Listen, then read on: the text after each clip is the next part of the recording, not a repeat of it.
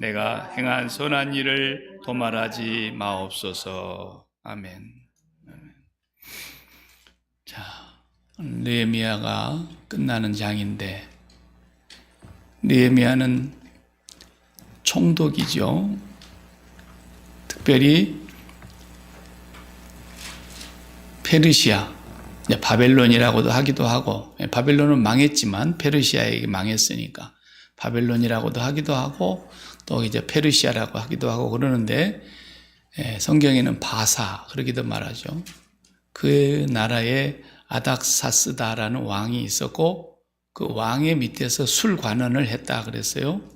근데 이 사람이 하나님의 성전이 다 불타고 성벽이 다 허물어지고 고국에서 들려오는 소식들을 들으면서 너무너무 안타까워서 왕에게 간청했잖아요. 왕이 고국 땅에 총독으로 임명을 해가지고 보냈다 이 말. 그때가 아닥사스다 왕 20년 되던 해라 그랬어요. 그래서 이제 고국으로 돌아와서 한 일이 성전을 재건하는 것이었고, 성벽도 재건하는 것이었고, 전부가 다 이제 원상 회복하는 일을 하는 거죠. 그러니까 세월이 많이 흘렀어요. 포로로 돌아온 사람들은 힘이 없다고, 어렵다고, 많은 장애물이 있으니까 성전 건축하던 일도 그만 내던져 버리고, 또 뭐 자기들 먹고 살기에 그냥 급급하고 완전히 하나님 신앙을 다 잃어버리고 살고 있었던 거죠. 근데 이제 우리가 앞에서 본 대로 에스라 선지자가 먼저 와서 그걸 다 바로잡고 하나님 말씀 가르치고 또 성전을 건축하는 일을 돕고, 그 다음에 또 느헤미야 총독이 뒤에 왔지만 역시 이분도 예루살렘 성벽이 허물어져 있는 걸 다 보수하고, 그 우리가 앞에서 봐온 얘기잖아요. 52일 만에 성벽을 완공해버렸다 그랬어요. 그런데 얼마나 방해가 많았습니까? 특히 사마리아 지역의 총독으로 있는 산발랏, 그리고 그 산발랏의 주구 역할을 하던 개 같은 역할을 하던, 주구라 그러죠. 그 주인을 줄줄줄줄 따라다니는 개구자 써서 그 산발랏 총독의 주구 역할을 했던 도비아라는 사람이 얼마나 이 느헤미야가 하는 일을 해방을 놨습니까? 거짓말로 모함하고 중상모략하고 슬그머니 광야로 불러내가지고 죽여버리려고 음모를 꾸미고, 그래도 안 되니까 그냥 왕에게 편지를 쓰는데, 이 사람이 틀림없이 성벽을 다 건축하고 나면 왕을 배반할 사람입니다. 이렇게 없는 말을 지어내가지고 모함하고, 보통 악한 사람이 아닙니다. 정말 개 같은 사람입니다. 산발랏의 주구였으니까. 그런데 이 사람이 이제 그 성전을 다 건축하고 성벽을 다 완공하고, 이제 느헤미야 총독은 그 다음에 한 일이 뭡니까? 다시 에스라 선지자와 그 제사장을 데려다가 율법을 강론시켰습니다.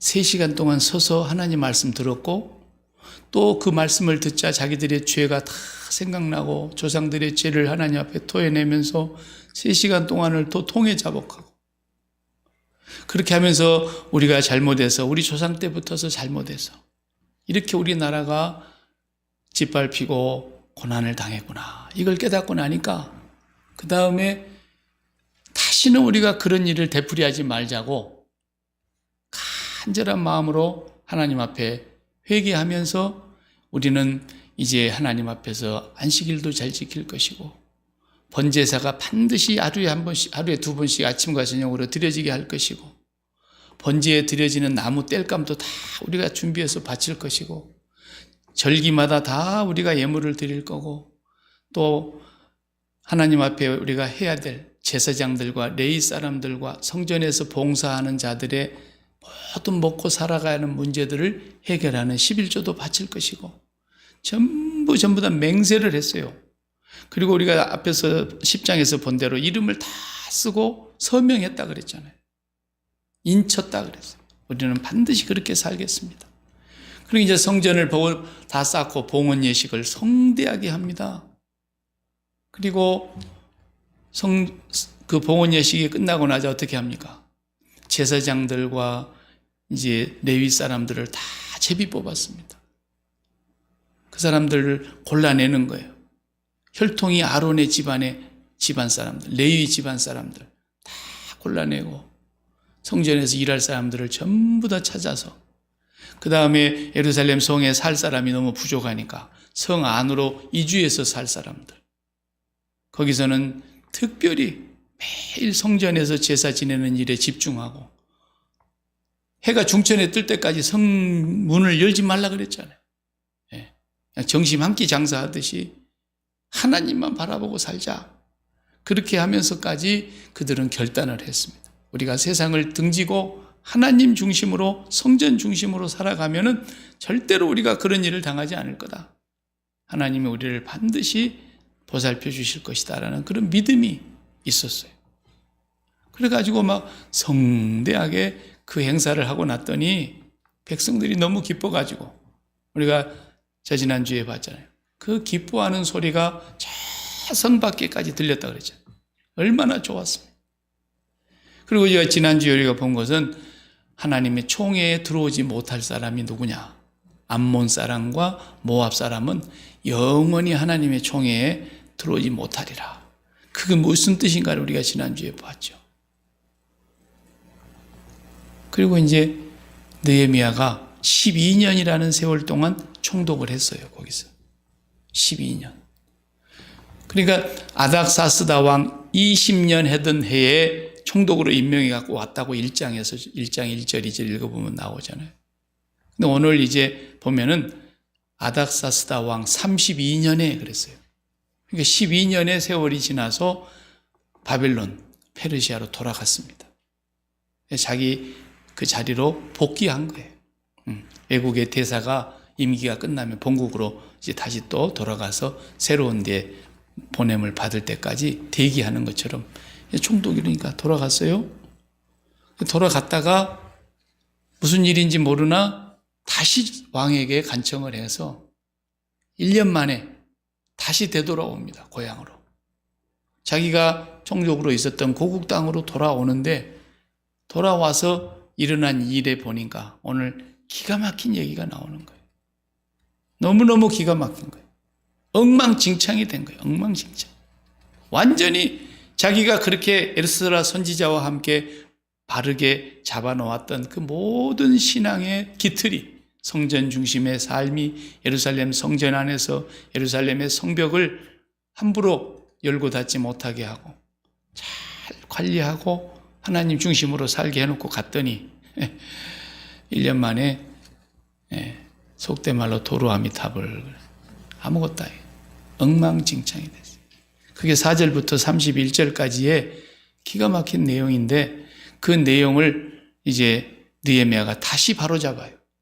오늘날로 말하자면 종교개혁과 같은 거죠. 교회를 다시 개혁하는 거예요. 구약의 이제 역사는 여기서 끝납니다. 구약의 역사서는 느헤미야가 마지막이에요. 이때가 BC 430년 정도 됐을 때요. 430년 BC, Before Christ, 예수님 오시기 전 430년 경이라 이 말이에요. 그러니까 그 430년 동안 지나서 예수님이 이 땅에 탄생하시니까 400년 동안이 하나님의 역사가 더 이상 성경 안에서는 볼 수가 없어요. 400년 동안 그냥 선지자가 없이 이대로 내려온 거예요. 예수님 나실 때까지. 그럼 우리가 오늘 1년 만에 바로 잡았다가 느헤미야가 총독 자리에서 복귀해가지고 아닥사스다 왕에게로 갔다가 다시 되돌아온 1년 사이에 이 엉망진창 된 것을 보면은 우리가 다시는 그런 짓거리를 하면 손에다 장을 지지겠습니다. 이렇게 하는 것처럼 전부 인치고 도장 찍고 막 했던 사람들이 이렇게 엉망진창이 돼가지고 있는 걸 보면은 400년 동안 예수님 오시기까지 어떻게 되었겠는가 우리가 미루어 짐작할 수 있다 이 말이에요. 그러니까 예수님 당시에 바리새인, 서기관, 율법학자들은 어떠했겠느냐? 안 봐도 비디오야. 안 봐도. 그러니까 예수님이 오죽하면 이 독사의 자식들아 그랬겠어요. 바리새인들. 그렇게 바로잡아 놓고 성벽과 성전을 회복시켜 놓고 그렇게 질서를 다 바르게 잡아 놓고도, 그리고 하나님 앞에 맹약하고 서약하고 사인하고 그 난리를 했는데 1년 만에 원점으로 돌아가는 걸 보면은 예수님 오시는 400년 동안 선지자가 한 명도 오지 않았어요. 그 사이에 무슨 일이 벌어집니까? 우리가 세계사에서는 이제 알렉산더 대왕이 다스리는 헬라의 제국이, 그리스 제국이 탄생하게 되지 않습니까? 이 알렉산더 대왕이 모든 나라를 다 정복해 버립니다. 30대에. 그리고 갑자기 요절을 해서 죽어버립니다.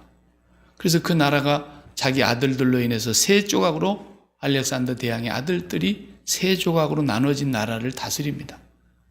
그러다가 우리가 또 아는 대로 로마라고 하는 나라가 등장해서 로마가 이 천하를 다 삼켜버리지 않습니까? 그리고는 그 로마는 1000년 동안 나라를 다스리는 대제국이 되는 겁니다. 그 신성 로마 제국까지 합하면은 1000년이 넘는 세월을 세계 역사에 로마가 그렇게 오랫동안 지배하고 있었고, 그러도록 하는 동안에 400년이 지났다 이 말이에요. 예수님 오시기까지. 이 느헤미야 선지자 때로부터 시작해서 오늘 13장으로 역사가 끝나고, 그리고는 다시는 선지자가 나타나지를 않았으니까 결국은 400년 동안에 성전은 말할 수 없이 타락하고 변질돼 가지고 예수님이 와서 보니까 그 성전을 지금도 지키고 있는데, 물론 그 성전이 느헤미야 때 성전은 아니지만 또 한 번 무너졌죠. 그런데 그 성전을 보니까 세상에 이건 독사의 소굴이야. 강도의 굴이라고 했잖아요. 그러면서 막 예수님이 채찍과 노끈을 가지고 들어가서 비둘기 파는 자들, 돈 바꾸는 자들, 양과 소를 파는 자들 막 상을 다 들여엎고 다 내쫓고 내 아버지의 집을 장사하는 강도들의 소굴로 만드는 이놈들 다 나가라 말이죠. 그랬으니까 우리가 400년 동안에 얼마만큼 그 성전의 모습이 처참하게 돼버렸을까. 거기 종교 지도자들을 향해서 예수님은 이 독사의 새끼들아, 뱀 새끼들아 그랬잖아요. 그리고 마태복음 23장에 보면 7번 저주의 말씀을, 화 있을진저 저주 받을 것들아 말이에요. 이 저주를 받을 인간들아. 누구 보고? 바리새인들. 그래서 이 느헤미야 13장은 오늘 우리에게 굉장히 중요한 의미가 있습니다. 예수님 오시기 전까지 마지막 역사를 기록한 거예요. 그리고는 주님이 오셨으니까 400년 만에 오신 주님, 그 사이에 누가 있습니까? 학개, 스가랴, 말라기가 있잖아요. 학개, 스가랴, 말라기가 바로 이 느헤미야 시대에 활동했던 선지자들이에요. 그러니까 말라기도 읽어보면 기가 막힌 얘기들이 많이 있잖아요. 제사장들 너희들 얼굴에 소나 양이나 염소에 똥을 발라버렸으면 좋겠다. 예수님, 하나님 그러시잖아요. 그리고 성전 문을 닫아버릴 자가 있었으면 좋겠다 그랬어요. 말라기서 같은 데 보면 이 도적놈들아 그러죠. 그러니까 그 시대로 400년이 흘렀으니 얼마나 처참하겠습니까? 느헤미야가 마지막 개혁을 단행하고 역사가 끝난 거예요. 그리고는 우리가 소위 말하는 신랑이 오신 거예요. 신랑. 물론 지금 우리는 그 신랑은 돌아가셨고 아버지의 나라로, 그리고 우리는 다시 오실 신랑을 지금 기다리고 있는 세대들입니다. 그러니까 오늘 우리의 세대와 느헤미야 시대의 그 세대와 예수님 당시의 바리새인들과 서기관과 율법학자들의 세대와 이렇게 쭉 더듬어 보면은 똑같습니다. 똑같아요. 이게 기가 막힌 얘기라는 거예요. 비록 1517년에 마르틴 루터라는 분이 종교 개혁을 단행해서 교회를 개혁하고 복음을 회복하고 이런 일이 있었지만, 금년 505주년을 맞이하는 교회 개혁 505주년이 지난 500년이 넘게 지난 오늘에 와서 보니까 또다시 교회가 어떻게 돼요? 느헤미야 시대와 똑같이 돼버리고 예수님의 그 저주를 선포했던 바리새인들의 모습으로 또 돌아가 버린 거예요. 이것이 오늘 우리에게 주는 의미가 뭐겠느냐라는 거죠. 크게 보면은 첫 번째가 뭐냐면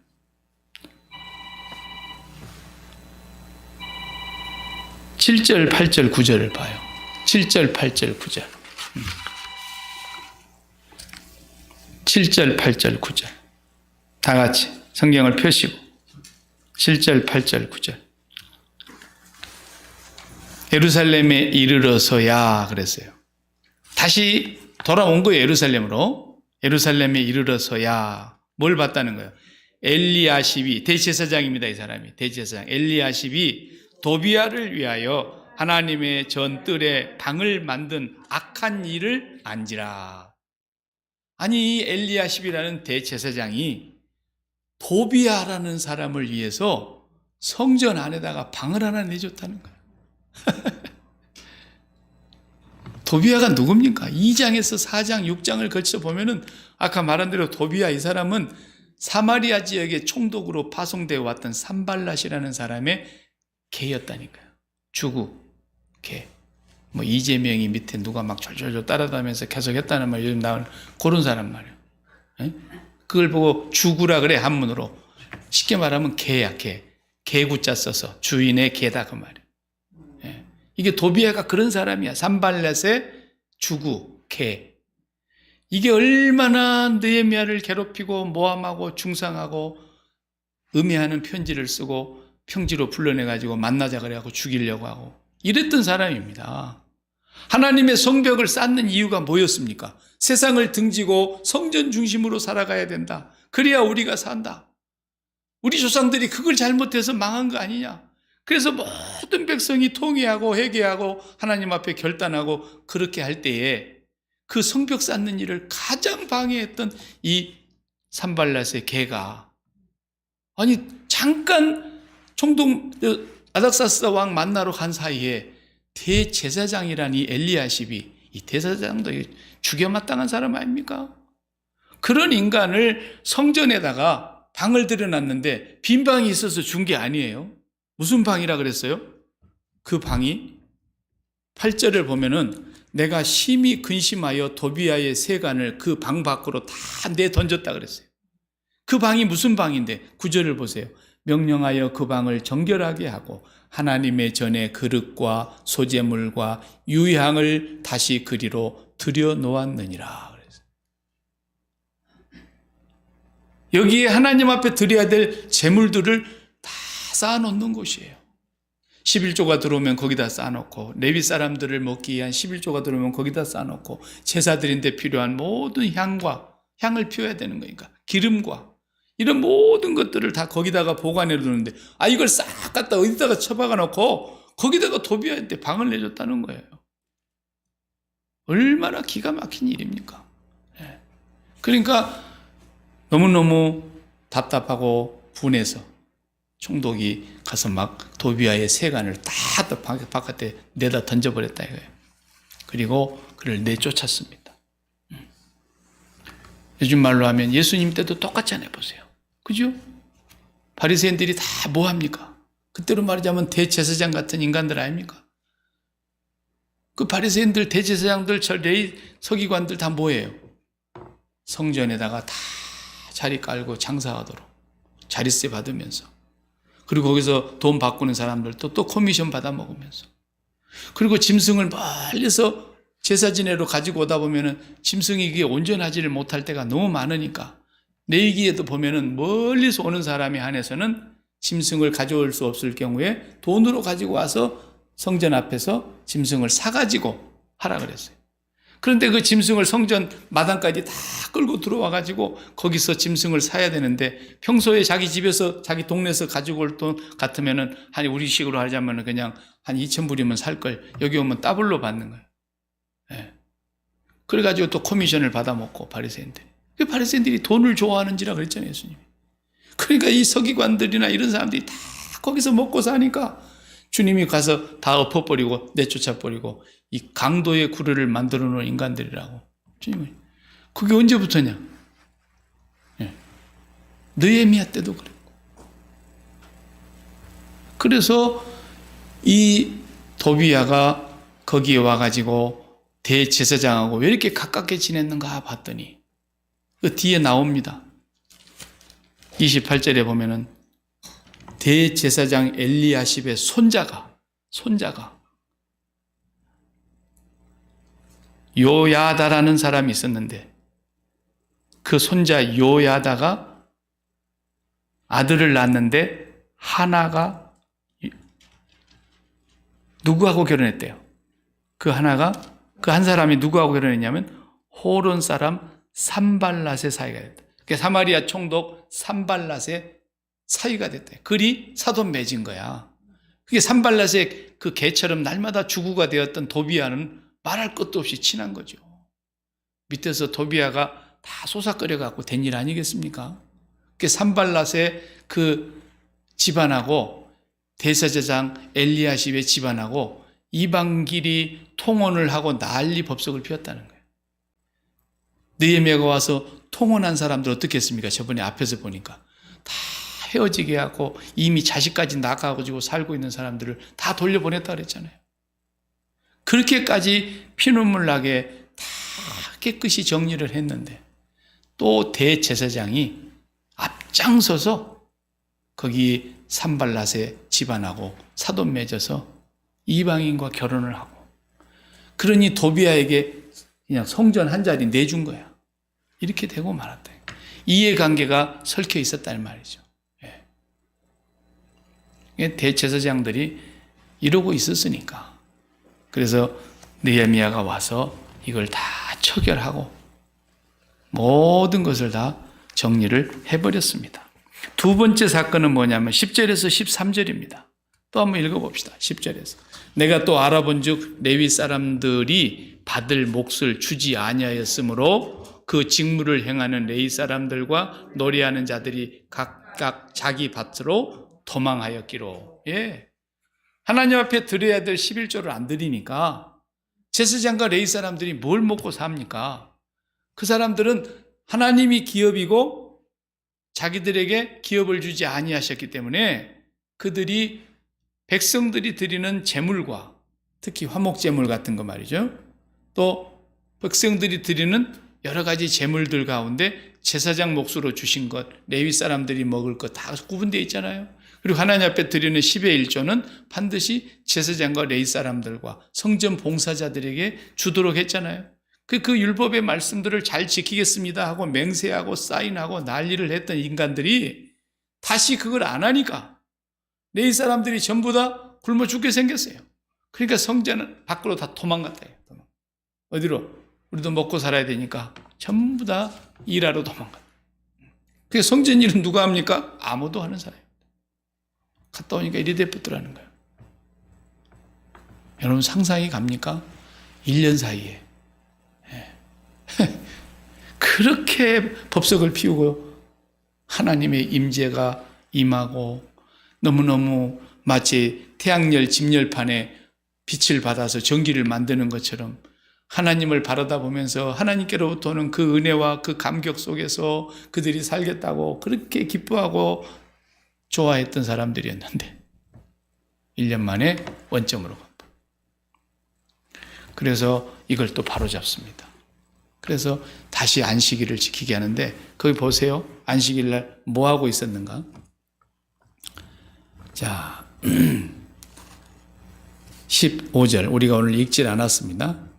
15절 그때 내가 본즉 유다에서 어떤 사람이 안식일에 술틀을 밟고 곡식단을 나귀에 실어 운반하며 포도주와 포도와 무화과와 여러 가지 짐을 지고 안식일에 예루살렘에 들어와 음식물을 팔기로 그날에 내가 경계하였고 또 두로 사람이 예루살렘에 살며 물고기와 각양 물건을 가져다가 안식일에 예루살렘에서도 유다 자손에게 팔기로 내가 유다의 모든 귀인들을 꾸짖어 그들에게 이르기를 너희가 어찌 이 악을 행하여 안식일을 범하느냐 너희 조상들이 이같이 행하지 아니하였느냐 그래서 우리 하나님이 이 모든 재앙을 우리와 이 성읍에게 내리신 것이 아니냐 그럼에도 불구하고 너희가 안식일을 범하여 진노가 이스라엘에게 더욱 심하게 임하도록 하는도다.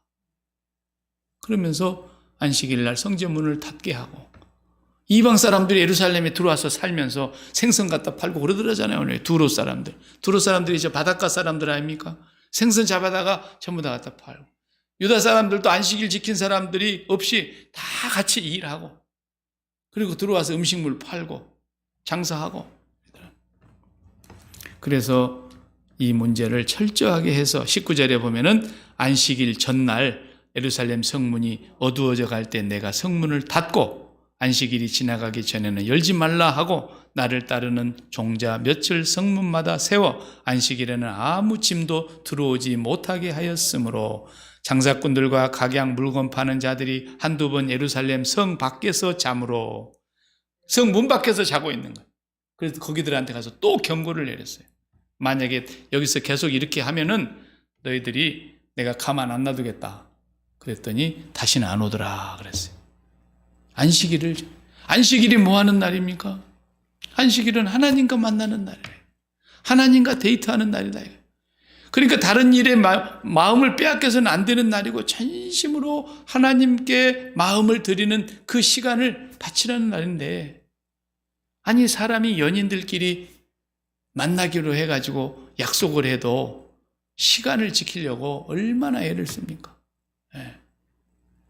새벽기도 좀 가자. 그러면 죽었다 깨어나도 안 일어나는 자식도 자기 애인이 5시에 만나자 그러면 4시부터 일어나고 목욕하고 다 일을 합니다. 네? 애인을 만나러 가도 그렇게 정성을 들이는 바인데 하나님을 만나러 가는 이 안식일 예배에 사람들이 관심이 없더라는 거예요. 네. 오늘날의 시대나 그때나 똑같은 거예요. 네. 그래서 그들의 마음이 세상으로 다시 되돌아간 거예요. 세상을 등지고 성전 중심으로 살자고 성전 짓고 성벽까지 쌓아놓고 사람들을 예루살렘 안으로 이주시켜놓고 그렇게까지 했는데도 이들이 안식일을 지키지 않더라. 안식일을 다시 회복하죠. 그 다음에 이제 세 번째 한 일은 뭡니까? 세 번째는 통혼을 없앴습니다. 통혼. 23절부터서 좀 보면은 그때 내가 또 본즉 어떻게 됩니까? 유다 사람이 아수돗과 암몬과 모압 여인을 맞아 아내로 삼았는데 그들의 자녀가 아수돗 방언을 절반쯤은 하여도 유다 방언은 못하니 그 하는 말이 각 족속의 방언이므로 그랬어요. 아니 1절에서 3절에 모압과 암몬 사람은 여호와의 총에 영원히 못 들어온다 그랬는데 모압과 암몬 사람들과 전부 결혼해가지고 자식을 낳았는데 보니까 어떻게 되더라고요? 애들이 이방 여인에게 태어난 자식들은 유다 말을 할 줄 아는 애들이 한 명도 없더라는 거예요. 그런 율법 교육이 되겠습니까? 더구나 이방 여인이 무슨 하나님을 섬기는 여인도 아닌데 자식들을 신앙교육 하겠습니까? 완전히 2세 아이들이 다 말도 잃어버리고 부모와 단절돼 버리고 하나님을 섬기는 것도 다 잊어버리고 이방 말은 제 어머니 나라 말은 조금씩 하더라는 거예요. 아예 유다 말은 잊어버렸고 이렇게 되면서 통혼이 되면서 이방 여인과 결혼하게 되면서 이것이 또다시 문제가 일어났다는 것입니다. 그래서 25절에 보면 내가 그들을 책망하고 저주하며 그들 중에 몇 사람을 때렸다 그랬어요. 형벌을 내렸어요. 그들의 머리털을 뽑았다 그랬어요. 머리를 쥐어뜯었나 보지. 너희는 너희 딸들을 그들의 아들들에게 주지 말고 너희 아들들이나 너희를 위하여 그들의 딸을 데려오지 아니하겠다고 하나님을 가리켜 맹세하라. 솔로몬이 이렇게 해가지고 망했지 않냐? 그 말씀을 26절에 하는 거예요. 그래가지고 28절에 아까 읽은 대로 대제사장 엘리야십의 손자 요아다의 아들 하나가 호론 사람 산발랏의 사이가 되었으므로 내가 쫓아내버렸다. 대제사장부터 이러고 자빠졌으니 어떻게 되겠냐? 그래서 그냥 그 집을 쫓아내버렸다는 거예요. 이방인하고 결혼시켰어요. 총독이 상당히 권세가 있어요. 왜냐하면 그때 당시에는 빌라도 총독이 예수님 때 최고 권세가 있는 것처럼, 예. 대제사장 이런 모든 사람들도 총독 밑에 있는 거예요. 왜? 아닥사스다 왕이 보낸 사람이니까. 왕 밑에서 총독이 왔으니까. 총독의 권세로 엄중히 다스려서 이런 것들을 다 다시 새롭게 했다는 겁니다. 자, 이런 내용들이 마지막에 엉망진창되어 있는 모습을 보면서 우리가 뭘 느끼냐. 오늘날을 우리가 다시 한번 지금으로 가져와서 보자고요. 지금으로 가져와서.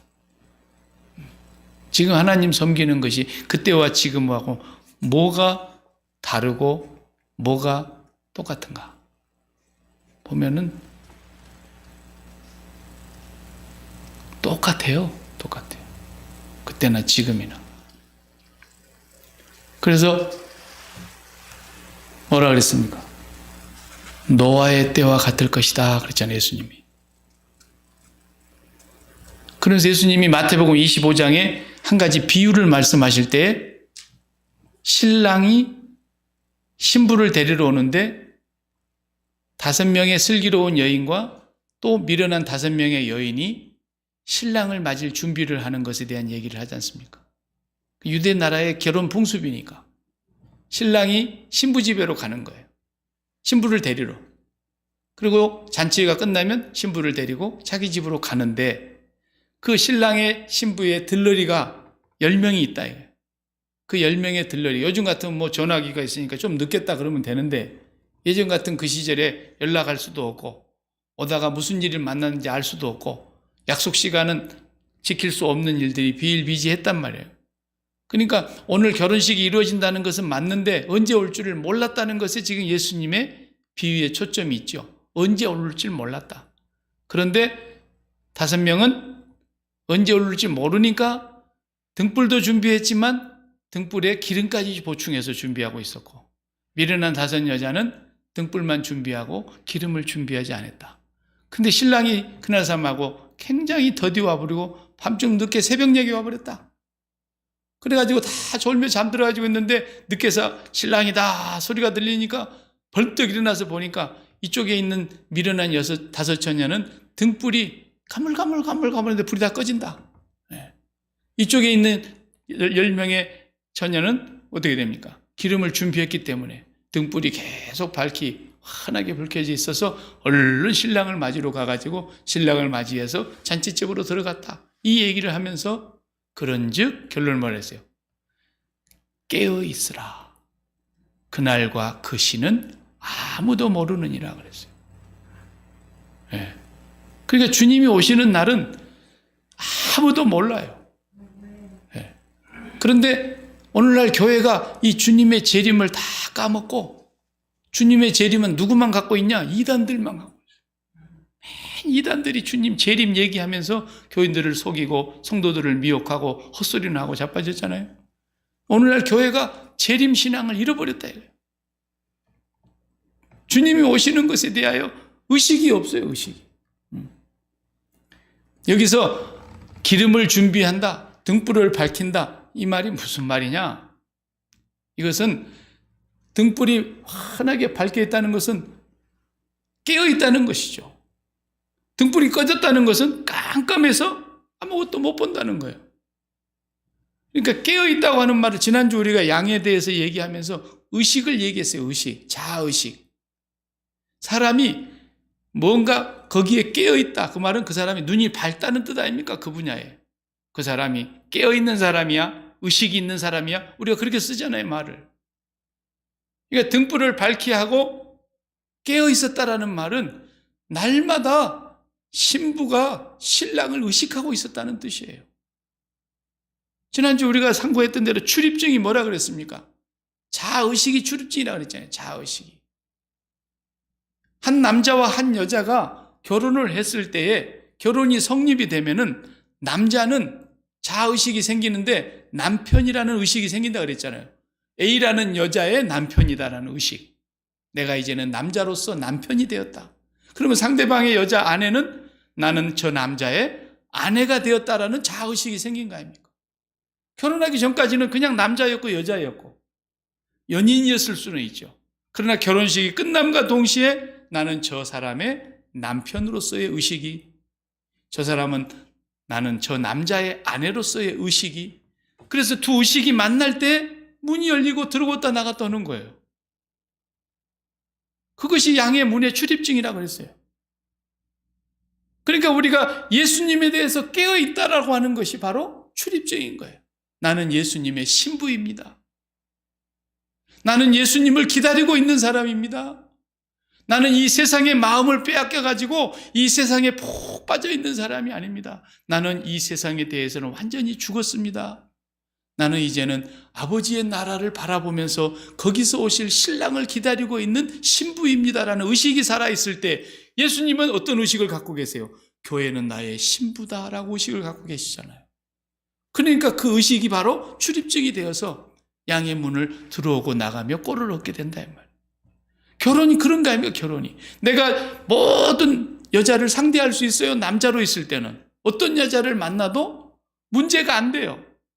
여자도 마찬가지요. 결혼하기 전에 어떤 남자를 사귀어도 문제가 안 돼요. 그런데 일단 결혼이 이루어졌다. 그러면 A라는 남자는 B라는 여자에 대해서 결혼이 성립이 되면서 어떻게 됩니까? 이제 이 B라는 여자 외에 모든 다른 여자에 대해서는 어떻다는 얘기예요? 죽었다라는 뜻 아닙니까? 저 여자도 상대방에게 내가 저 남자의 아내가 되는 순간 모든 남자에 대해서 내가 이전에 결혼하기 전에 만났고 알고 지냈던 모든 남자들에 대해서는 나는 이제 죽은 사람이다라는 거예요. 그 사람에 대해서는 문이 열리면 안 돼. 오직 의식이 한 사람에 대한 자아의식이에요. 저 여자의 남편, 저 남자의 아내, 이 의식이 맞을 때에 문이 열리는 거예요. 오늘 교회가 내가 이 세상에 대해서는 죽었습니다. 이 세상에 대해서는 그리스도와 함께 십자가에 못 박힌 자입니다. 의식이 주님과 맞는 거예요. 그리고 주님께서도 역시 내가 세상에 대하여 십자가에 못 박힌 것은 너희가 이제는 너희 자신을 위해서 살지 아니하고 십자가에서 죽었다가 다시 사신 자를 위하여 살게 하려고 하신 것이기 때문에 이제는 내가 산 것이 아니라 내 안에 신랑이 살고 계십니다. 그리스도가 살고 계십니다. 이 의식이 바로 천국 문이 열리는 양의 문의 출입증이라고 그랬잖아요. 오늘날 교회가 그 의식이 있냐? 이 의식이 있다고 하는 것이 바로 등불을 들고 깨어있다라는 뜻이에요. 등불을 준비하였고 그 다음에 기름을 더 준비했다라는 말은 뭐겠어요? 등불만 준비하고 기름을 준비하지 않은 사람들은 미련한 여자라 그랬고 등불과 기름을 함께 준비하는 사람은 슬기로운 여인이라 그랬어요. 그 말은 무슨 말입니까? 우리가 이 세상에서 몸을 가지고 살고 있는 이상 관계를 하고 있는 게 얼마나 많습니까? 자고 일어나면 또 일터로 나가야 되는 것에 일터에 대해서 내가 의식이 있잖아요. 또 가족이 있기 때문에 가족 간의 의식이 있잖아요.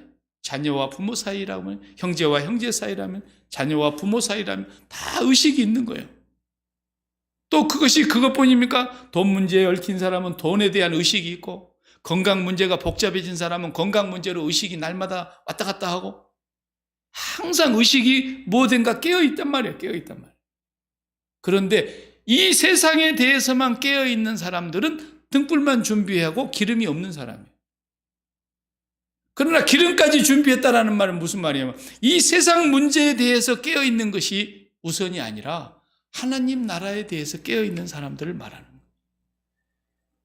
이 세상의 너머에 3차원의 세계를 넘어서서 양의 문을 통과해서 4차원의 세계를 날마다 의식하고 살아가는 사람, 그것이 1번인 사람. 나의 1번이 하나님이 나의 현실입니다. 돈 문제도 있어요. 건강 문제도 있어요. 사업 문제도 있어요. 자식 문제도 있어요. 내 앞날의 미래에 대한 문제도 있어요. 각가지 문제가 다 있고 그것이 나의 의식 속에 항상 깨어있는 건 사실이지만 이 모든 것에 대해서는 내가 죽었고 내 1번의 의식의 1번은 하나님이시며 그분이 나에게 보내실 신랑에게 내가 깨어있는 신부입니다. 이렇게 살아가는 사람이 예수 믿는 사람이에요. 그렇지 않는 사람은 다 가짜입니다. 언젠가는 누구든지 다 그렇게 되어야만 구원받을 겁니다. 구원받았다고 하는 증거일 것입니다. 구원받았다는 확실한 증거가 거기서 나오는 겁니다. 그렇지 아니하고 그냥 자기 편리할 대로 예수를 믿는 사람들, 이런 사람들은 다 가짜입니다. 그러니까 하나님께서 마지막 심판날에 양과 염소를 정확하게 가르는 거예요. 아, 이놈은 처음부터 염소였는데 여지껏 교회 안에서 양의 탈을 쓰고 있었구만. 알아요, 주님이. 얘는 진짜 양이었어, 처음부터. 그리고 내가 이 양을 위해서 목숨을 버렸고, 이 양은 목자인 나의 음성을 들었고, 이 양은 날마다 세상에서 내가 졌던 십자가에서 함께 죽었고, 세상에 대해서 십자가에 못 박혔고, 세상에 대하여 날마다 죽으면서 의식이 신랑인 나를 바라다보는 진정한 신부였다. 이 사람이 구원받은 사람이라는 열매요, 증거입니다. 확실해요. 내가 얼마 전에 무서운 영상을 하나 봤어요. 너무 무섭고 어처구니가 없는 건데 중국에서 있었던 일인데 유튜브에 떠가지고 세계적인 뉴스가 된 거예요. 그것도 젊은 부부가 결혼식을 하는 거예요. 둘이서 결혼식 당일에 다 이렇게 주례자 앞에서 결혼식을 하려고 신랑이 입장하고 신부 입장해가지고 이렇게 딱 서 있는데 갑자기 신랑 쪽에서 이제 영상을 틀어주잖아요. 요즘 애들은 영상으로 뭘 많이 제작을 해가지고 영상을 딱 틀어주면은 뭐 둘이 막 그 어디 좋은 데 가고 찍은 사진도 보여주고 어린 시절에서부터 신랑이 자란 뭐 이런 거 보여주는 거 있지 않습니까? 사진이랑. 근데 아이 결혼식에 화면이 쫙 열리는데 신부가 결혼식을 앞두고 옛날 만났던 남자친구하고 잠자리를 같이 한 것을 찍어가지고 그걸 결혼식장에다 딱 보여주는 거예요.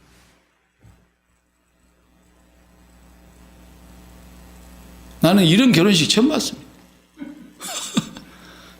너무너무 놀라서 그 많은 하객들이 그냥 그렇게 많이 모였는데 중국은 많이 모이더만요. 종자들이 많아서 그런지 꽉 들어차 있는 식장에 신랑이 딱 화면을 틀어버리는데 신부가 옛날 남자하고 잠자리를 같이 하는 장면을 어떻게 찍었는지 몰랐는데 수상하니까 뒤를 밟았겠죠.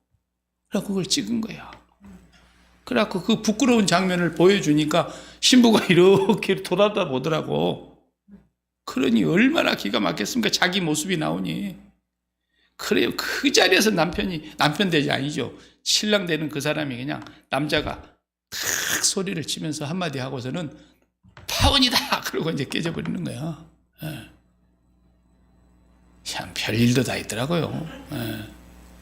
그러니까 오늘날 교회가 그런 모습이에요. 그런 모습. 그러니까 우리는 분명히 알아야 돼요. 처음부터서 알아야 돼요. 염소는 예배당 안에 와서 앉아있어도 염소예요. 끝까지 염소예요. 뭘로 보면 아느냐? 자기 기분대로 신앙생활하는 거예요. 절대 말씀대로 신앙생활하지 않아요. 말씀대로 신앙생활 안 한단 말은 뭐냐면 십자가 중심으로 안 사는 거예요. 십자가만이 그 문을 통과하는 유일한 열쇠예요. 그렇다면 그 십자가는 분명히 우리가 이 세상에 대해서 죽었어야 되는 거예요.